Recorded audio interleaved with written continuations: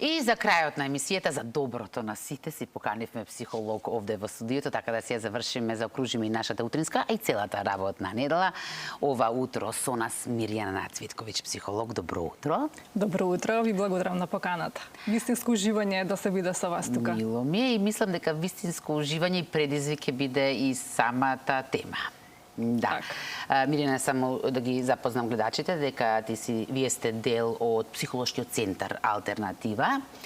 Ќе позборуваме на самиот крај малку за вашите услуги, кои се може да се пронајде таму за кого е се наменето, но сега одбравме тема од вашата бранша, така би рекла, затоа што вие сте дел од брачното советувалиште во вашиот центар. Так. И темата за денес звучи едноставно, но ќе видиме според одговорите дали е тоа едноставно, како до успешен брак или пак партнерска врска. Сега, прво да дефинираме што е успешен брак или има и други термини, функционален, здрав брак. Ајде, по дефиниција, како би требало да изгледа еден таков брак? Има многу различни дефиниции за тоа што е успешен или здрав брак. Меѓутоа, една од нив е тоа дека секој од партнерите треба да има своја самокритичност, односно да е во состојба да има капацитет да ги согледа сопствените грешки и исто така да може нив да ги промени, да направи нешто поразлично. Освен тоа да има одредена одговорност, посветеност кон својот брачен партнер, да својот брачен партнер го гледа како доволно добар, но и да има реални очекувања од него. Исто многу е важно во функционалниот брак да се изразуваат емоциите. И тоа да се изразуваат на начин да пред се изразуваат така речено меките емоции, како што се радост, тага, страф, например, наместо оние потешките или тврди емоции, како што ги викаме, например, љубомора, фрустрација или пак бес. Значи, ние лаиците би ги нарекле позитивни и негативни, вие ги нарекувате меки и тврди. Добро, да се научиме. Да. Според некои сознанија може да се кажат и примарни и секундарни, да кажеме овие првите што ги кажав, како вие што велите позитивни. Тие кога ќе се изразат овие емоции, партнерите се сближуваат. Нивната конекција е повисока, подобро се разбираат и така натаму. Меѓутоа, вториво што ги кажа, фрустрација, бес, љубомора, партнерите ги отргнува. Тие се разнебитуваат, конфликтите знаат да пораснат, партнерите се чувствуваат како недоволно разбрани. Од вашето искуство што досега го имате, ова да речеме, ете, во теорија, од пракса, што најчесто ги нарушува овие партнерски односи? Многубројни може да бидат причините. Како најчести причини, да кажам, се континуирано или хронично несогласување помеѓу партнерите. Понатаму причина може да бидат исто така и децата во семејството. Односно заборавеност на партнерите дека треба да се негуваат и самите како такви, значи брачниот однос да се зајакнува, наместо целата посветеност да биде само околу родителството. Значи една од причините таа може да биде за некој што посетува брачно советување. Многу честа причина, Искра знае, да биде и сепарацијата од семејството по потекло. Тоа особено се јавува во новоформираните двојки, да кажам, што туку тазе печени, што се вели, двојки кои што влегле во брак, при што некој од партнерите знае да е доста поврзан прилично поврзан на една голема близина да има со своите родители, тоа често пати знае да донесе дисфункционалност во нивниот однос, така да одлично би било доколку партнерите умеат или тој процес на сепарација биде постепен, а не директно кога би влегле во брак. Затоа би требало тие да постават оптимално добри граници, ние така го викаме граници, кон семејствата по потекло. Обично кога ќе влезат двајца во брак, треба да се постават кон семејството по потекло на еден нов поквалитетен функционален начин. Таа врска треба исто да остане квалитетна, меѓутоа да се знае какви се побарувањата помеѓу нив, кој што како би требало да направи во одредено време и така натаму. Особено што се провлекува и во фазата кога веќе се проширува семејство со доаѓањето на децата. Што значи дека, ако добро разбрав, ова на некој начин е модерен проблем, затоа што, да речеме, до вчера, ако проблем бил токму живењето во заедница, сега обратно, разделувањето е на некој начин проблем, доколку не се совлада. Точно така. Исто така како некои од дисфункционалните работи може да бидат зависности кај еден од партнерите, зависности од психоактивни субстанции, или пак патолошка зависност од коцкање, или пак алкохолизам. Во други случаи па може да има насилство во семејниот систем. Постоја така речено семејства организирани со насилство, каде што постои физичко, емоционално насилство и така натаму. Вон партнерска врска може да биде исто така причина за нефункционирање на бракот или партнерската врска и така натаму. Би сакала ова, го споменавте, ја споменавте самокритичноста, би сакала малку тука да поднавлеземе, во смисла дека секогаш при какви да се проблеми, дека треба партнерите секој да тргне од себе, така? Така. И често пати го слушаме тој термин и за други проблеми, но еве да речеме и ако станува збор за партнерство, дека пак секој мора да работи на себе. Но вие, како стручници, може би знаете како треба да се работи на себе. Ние не знаеме што значи тоа да се работи на себе.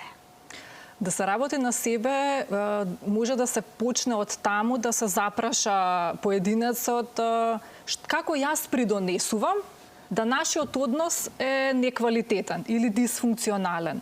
Што може би јас правам? Затоа што во односите и во партнерските односи, меѓутоа и во другите односи во секојдневието, дали со пријател или со дете, или па може би со нашите родители во секојдневието, практично, ние влегуваме со процентот 50-50 на одговорност, односно на виновност во таа релација, доколку има некаква потешкотија, доколку има некој предизвик во таа релација. Сега зборувајќи нели за брачните партнери, секој треба да има во предвид дека со нешто придонесува и самиот. И тоа имате право и за кавга се потребни двајца. Така, за кавга се потребни, ние велиме за танго се потребни двајца. Дека за се сега она кога ќе кажете како тоа да се направи, не е ни малку едноставно, меѓутоа доколку се почне од некаде или доколку некој работи на себе на тој начин да се преиспитува, да можеби повремено го прашува партнерот. Знаеш, потсетувајме повремено. Знам дека во некои ситуации можеби сум избувлива, но ќе ми значи дај ми вака знак, например, или подсетиме по тоа, затоа што или нашето балканско под масата да клоцне некој. Да, што викате. Може, значи, такви ситуации има преку меѓусебен договор или преку одредена самоконтрола, така да возможна е. Секоја промена е возможна. Ева да кажеме ние, бидејќи ние ја изучуваме, односно работиме по принципите на системска семејна психотерапија, веруваме во тоа дека секоја промена е можна, дека треба на позитивен начин да се гледаат нештата, треба да се верува, да се има надеж, треба да се фокусира човекот на снагите. Што е она што мене може да ми помогне за да ја подобрам врската. Некои се добри, например, во одредени креативни начини, например пишување дневник или цртање, може да го нацрта, пример, проблемот што го има со сопругот или сопругот со сопругата, или преку музика. Како да го изрази на некој начин и преку тоа и ќе работи на себе. Што значи повеќе треба се свртиме кон себе, а помалку да се фокусираме на маните, грешките на партнерот, но наспроти ова како треба да биде, многу често, пречесто, не знам процентуално колку, токму обратното го правиме, особено за оние кои што се подолго веќе во врска или во брак, со оние константни пецкања или критики насочени кон партнерот. Како тие постојани критики влијаат врз врската? многу деструктивно, она што го кажавте, иронијата, сарказмот, погрдните зборови, влија деструктивно. Понекогаш исмејување, Точно. саркастично, така да. Од друга страна, она што е многу важно е партнерите да умеат да користат некои други алтернативни начини, како смирено разговарање, асертивен говор, асертивен во насока на тоа да кажат што им пречи, да кажат можеби дека отворено не се согласуваат со него во однос на со нејзе, во однос на некои теме, но тоа да биде на љубезен начин, да не биде на погрден, на заплашувачки начин. Партнерите исто така би требало да внесат хумор во нивната комуникација, да се присетуваат на добри спомени, да се извинуваат. Да земеме албумите, да ги вртиме, така? Точно, да, и тоа е еден одличен начин, да кажам, како може да се поправат врските. Односно да се поправи комуникацијата после конфликтот. Конфликтот е битен момент. Народски кажано, еве кавги ние ќе се го кажеме. Претпоставувам не постои врска, не постои брак без нив, така? Иако можеби нам од страна некои други не изгледаат совршени. Но, како и покрај конфликтите, како да се надминат тие, така да речеме, да не остават некои трајни последици на врската? Многу сте во право, Искра. Конфликтите се здрав дел од брачниот живот. Без конфликтите не е можна некоја позитивна промена или напредок во бракот.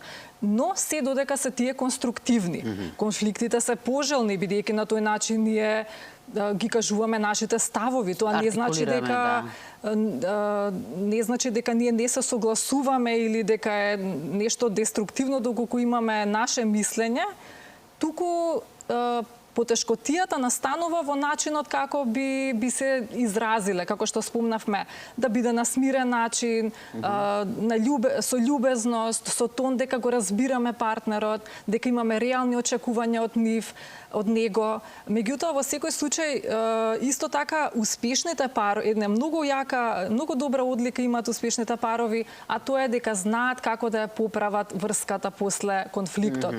Преку извинување, преку кажување жалам, или хумор, те сакам, жалам што тоа така настана, да се сетат, можеби, што кажавме и претходно, на некои пријатни спомени, така да ја негуваат врската. Тоа е многу важно во еден брачен однос или партнерски однос, да врската постојано се поправа и се негува, бидејќи без тоа не е можно да се продолжи понатаму на еден квалитетен начин.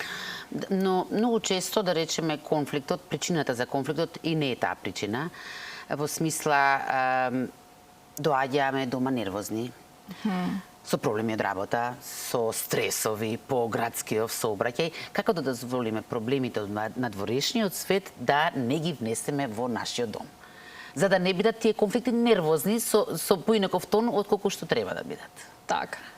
Ова е интересно прашање, тоа што да, секојдневието бара брз начин на живот, ние се реализираме како личности во разновидни улоги. Ние сме партнер, можеби родител, колега и така натаму.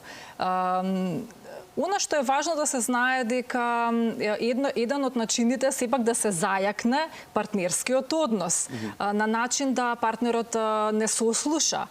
Кога ќе дојдеме или можеби кога ќе тој би забележил дека можеби сме нерасположени или уморни, може да седне да праша да ги изразиме емоциите. Исто важен дел во секојдневното функционирање на партнерите е изразување на емоциите, бидејќи така ќе ги зближи партнерите. Може да каже, знаеш, те гледам дека си прилично нервозна, како може би можел јас да ти помогнам? Или ако е зборувавме во женски род, така да може да се праша и сега од другата страна може да има одговор, па дајде, може да разговараме, знаеш, колешката тоа ми... Она што треба практично е да има постојано флуидност, да има комуникација, бидејќи голем дел Искра од причините зошто се случува некогаш недоразбирање или она кога ќе се каже дома ќе дојде ќе се истури, не е само затоа што ние ги носиме, ја носиме дома работата, туку дека можеби преку конфликтот со партнерот ние бараме некаква близина, затоа што тоа е интересна работа што конфликтот многу Издувен вентил често некој. е практично начин, тоа е како постојана игра како партнерите да станат блиски. Како така научиле можеби, трансгенерацијски виделе од своите родители или баба и дедо и така натаму, така да тоа може да е близина и штом ќе се случи таква работа, добро време е да се сослуша партнерот и така натаму, но живееме во брзо време, секој си ги гледа своите работи, сите се на телефоните и така натаму, но одлично е доколку партнерите барем 5 или 10 минути во текот на денот одделат квалитетно време да се сослушаат, да кажат како се чувствуваат и да си раскажат можеби, да си дадат некои нови идеи и така натаму. Го споменав седите тој момент дека можеби токму тие партнери го научиле тоа од нивните родители, што значи сега често пати сведоци на тие конфликти се и децата, така? Така. Како да ги заштитиме сега идните генерации да не го продолжуваат тоа? Да, тоа е одлично што го кажавте. Добро е да секој има некој внатрешен самоговор, да се преиспитува повремено и да има во предвид дека децата учат по пат на идентификација, односно по пат на моделирање. Тоа што го гледаат, тоа ќе го прават. Тоа значи дека доколку има некоја ситуација, еве да кажеме некоја конфликтна ситуација помеѓу партнерите, добро е да партнерите тоа го направат да не е пред децата, односно насамо. Но од друга страна пак, некогаш е и добро децата да гледаат како родителите ја поправаат комуникацијата. Тоа е одличен начин да и тие она што го кажат. Ако има среќен крај конфликтот, на тоа да бидат сведоци. Да бидат на некој начин само свесни да си прават самоговор, како ова влијае на моите деца. И сега, поентата е да сепак тие видат дека некогаш имаат конфликти, како што кажавме дека тие да не се деструктивни, точно, не продуктивно, дефинитивно е непожелно да децата се сведоци на секојдневни конфликти, подлабоки расправи, недоразбирања каде што се повредуваат емоционално нивните родители, односно во тој случај брачни партнери. Сега тука малку и по имите ги јас сакам да издвојам дека во едно семејство двајцата брачни партнери имаат и две улоги, некогаш родителска, некогаш партнерска. И многу е важно да самите партнери некогаш знаат во кој момент, во која улога излегуваат пред децата. Мирена, погледнав часовникот и се уплаши, затоа што јас мислам дека сега почнавме, затоа што имам уште толку многу прашања, за жал ќе мораме да завршиме. Две куси прашања, ќе замолам за куси одговори, со оглед на тоа што вие советувате во брачното советувалиште, колку се веќе отворени да дојдат воопшто, затоа што можеби едниот партнер ќе сака да дојде, како да го натера сега другиот. Дали веќе се надминати? Да, се повеќе има, да кажам, партнерите доаѓаат на психолошко советување, на брачна терапија, се повеќе се заинтересирани, она што да кажам ги мотивира партнерите и нас како терапевти многу се радуваме ние кога ќе дојдат да речам некои партнери кои што се доста самокритични. Знаете, бидејќи има две димензии за успешен брак или дали терапијата ќе делува. Едната димензија е самокритичност, односно личниот увид. Втората димензија е проекција на вина, она што зборувавме, го обвинуваме другиот. Ако обвинувањето на другиот е прилично високо, а самокритичноста е ниска, тогаш на вистина треба многу работа. Дури некогаш е неизвесен ефектот од брачната терапија и обратно. Доколку сепак се самокритични, се способни, имаат капацитет партнерите да имаат увид, тогаш се подобри изгледите и она што рековте да се ослободуваат, доаѓаат за разни причини и на некој начин им помагаме да самите најдат што е она што е потребно, што е она што е важно во нивниот брак. Мирена, ќе оставиме за едниот пат, ќе започнеме на тој начин малку вове да дадеме за самиот психолошки центар алтернатива, обратно ќе направиме, но сега за самиот крај, за сите оние кои што се пронајдоа и смета дека може да треба да ви се обратат вам за помош, како каде да ве најдат? Ние се наоѓаме во населба Аеродром во Скопје, позади трговски центар Капитол, така да тоа е нашата локација. Имаме ние и Facebook и веб страна, како веб страната е групација алтернатива. така да се она што може би име потешкотија да го разрешат сами гледачите, секако дека добро дојдени се во нашиот центар. Ви благодарам многу, Милена. Се гледаме наскоро со Исто и друга вас. тема.